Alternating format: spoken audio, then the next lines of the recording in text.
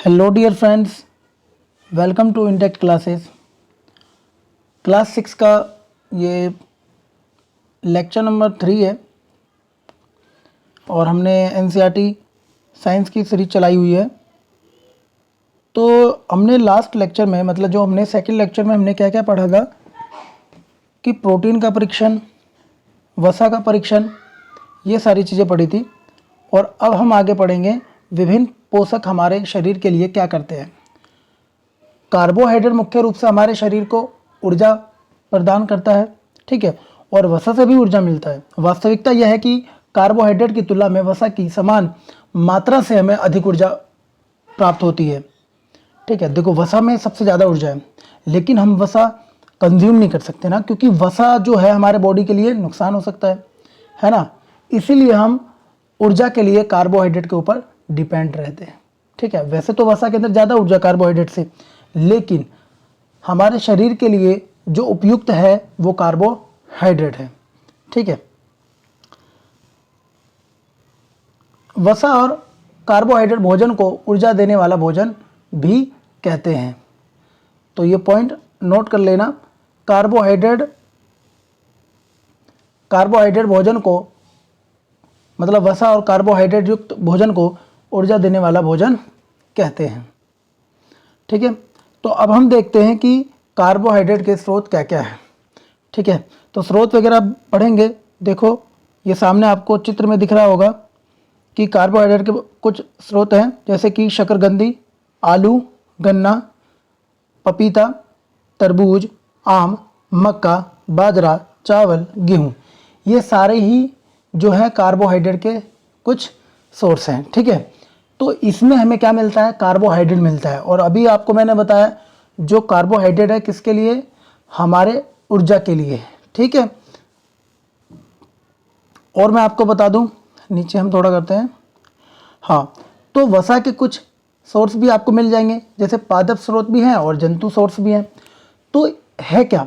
पादप मतलब जो पेड़ पौधों से मिलता है, जंतु जो हमें जानवरों से मिलता है। तो अब देख लेते हैं पादप से हमें क्या क्या मिलता है वसा के रूप में।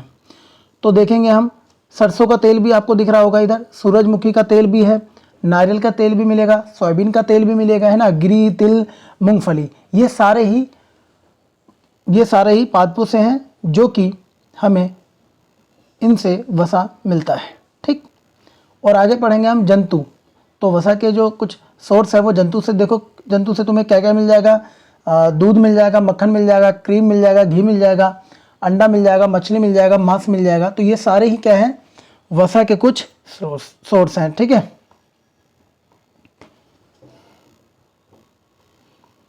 आगे हम पढ़ेंगे जैसे प्रोटीन के कुछ सोर्स क्या क्या हैं, है ना। और प्रोटीन में भी कौन? एक पादप सोर्स और जंतु सोर्स। तो पादप मतलब वही पेड़ पौधे। तो तुम्हें ये जितनी भी चीज़ें दिख रही है, दाल वगैरह ये दिख रहा है तुम्हें, ये सब प्रोटीन के सोर्स हैं। तो ये देखो, मैं आपको बताता हूँ, चना, मटर, ये सब प्रोटीन है।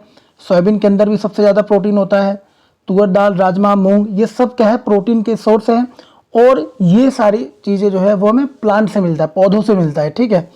अगर मैं प्रोटीन की बात करूँ तो हमें जंतुओं से भी प्रोटीन मिलता है, जैसे दूध, अंडा, पनीर, मछली, मांस, ये सारे जो हैं वो हमें एनिमल मतलब जानवरों से भी प्रोटीन हमें मिलता है। आगे हम पढ़ते हैं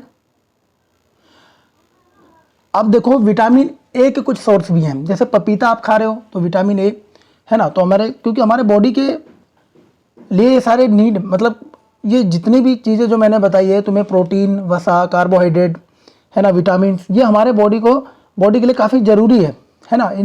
इनकी अगर मात्रा से, अगर इनकी अल्प मात्रा से आप अगर ये सभी चीज़ें आप लेते हो तो आपका जो है शरीर बिल्कुल स्वस्थ रहेगा।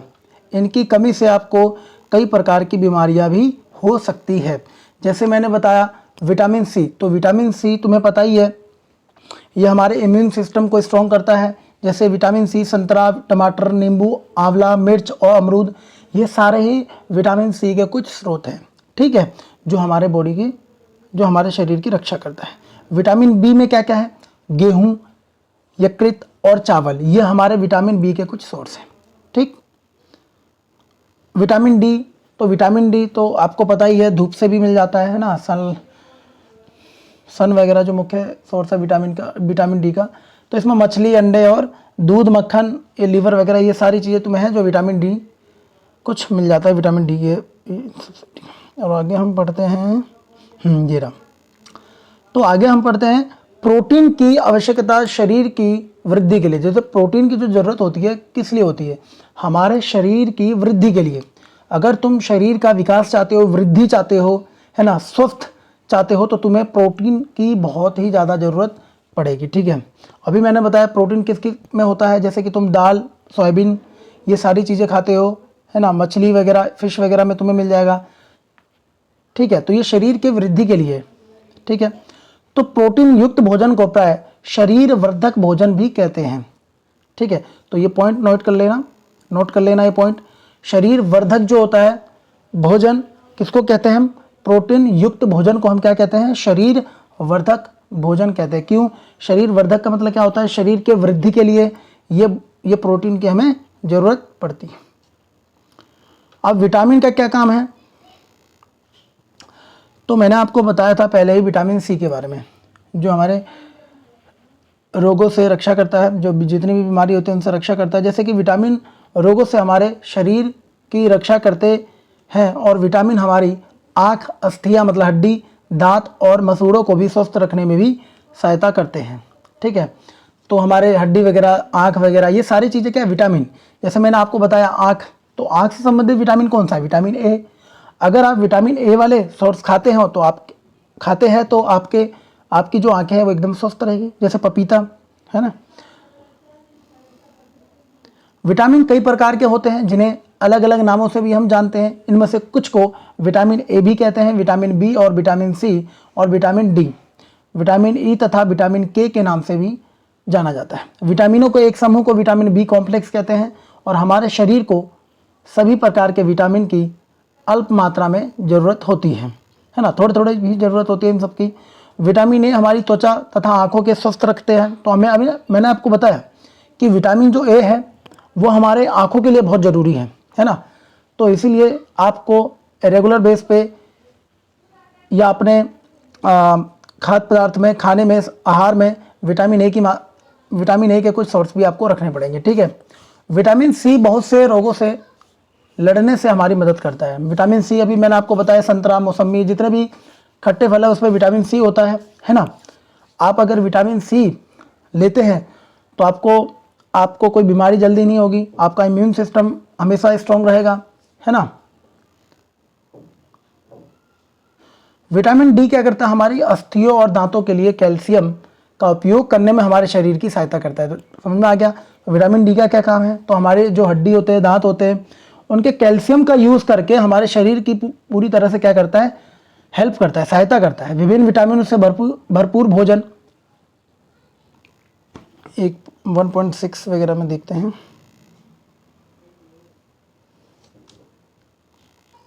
आयरन के कुछ सोर्स आपको बताए, जैसे कि इसमें लिखा है पालक, अदरक, तो ये सारे क्या हैं, आयरन के कुछ सोर्स हैं। ठीक है, मछली वगैरह, है ना। और आगे पढ़ते हैं हम फास्फोरस के कुछ सोर्स, जैसे कि इसमें आपको दूध वगैरह मिल जाएगा, केला, मिर्ची, है ना, चावल वगैरह। लोहे के सोर्स क्या है, जैसे पालक, है ना। आयरन जो मिलता है तुम्हें कहाँ से मिलेगा, आयरन पालक से मिलेगा, है ना, लीवर से मिलेगा, और उसके बाद एप्पल से भी आपको मिल जाएगा। कैल्शियम के कुछ सोर्स जो है वो कौन है, दूध, है ना। तो दूध और अंडे में तुम्हें कैल्शियम वगैरह मिल जाएगा। ठीक है, ये जितनी भी हमने चीज़ें पढ़ी थी ये कुछ खनिजों के लवणों के स्रोत थे। ठीक है, हमारा शरीर भी सूर्य के प्रकाश की उपस्थिति से विटामिन डी बनाता है। अभी मैंने आपको बताया कि विटामिन जो डी है वो हमें सूर्य के प्रकाश से ही मिल जाता है। इन दिनों कोई भी सूर्य के प्रकाश में नहीं रह पाता, जिसमें लोगों में उसकी कमी हो जाती है। तो ज़्यादातर लोग धूप से बचना चाहते हैं, और जिस वजह से उनको विटामिन डी की कमी हो जाती है। ठीक है, हमारे शरीर को खनिज लवणों की आवश्यकता, ठीक है, हमारे शरीर को खनिज लवणों की आवश्यकता अल्प मात्रा में होती है, ठीक है, मतलब कम से कम मात्रा में होते हैं खनिज वगैरह की, ठीक है। शरीर के उचित विकास तथा अच्छे स्वास्थ्य के लिए प्रत्येक खनिज लवण आवश्यक है। विभिन्न खनिज लवणों के कुछ सोर्स को चित्र 1.10 में हमने ऑलरेडी देख लिया है, ठीक है। अधिकांश खाद्य पदार्थों एक से अधिक पोषक होते हैं, हमें पता है अधिकांश खाद्य पदार्थों में एक से अधिक पोषक तो होते ही है। आपने भी सारणी 1.2 में प्रश्नों को, ठीक है, तो ये सारी चीज़ें स्किप करते हैं।